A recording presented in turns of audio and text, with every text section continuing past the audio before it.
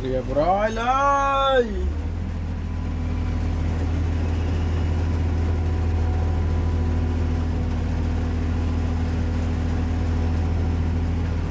ตกหนักเลยวันนี้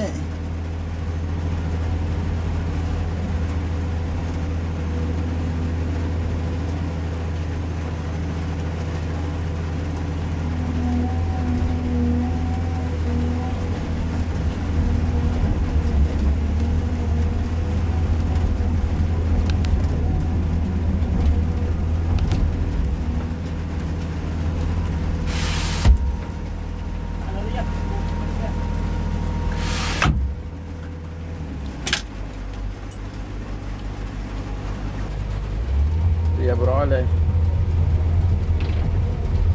ตกหนักเลยทีนี้แจ็คพอตเลยวันนี้ดินวิ่งลำบากอยู่ด้วยดินเป็นดินมันปูเลยครับวิ่งโคตรยากเลยหนืดอ่ะมันหนืดอ่ะ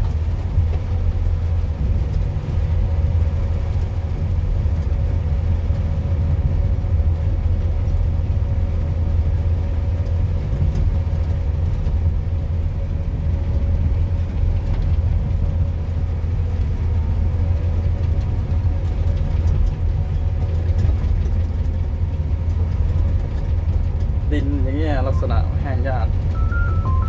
รถสับเข้าอีกโอ้ย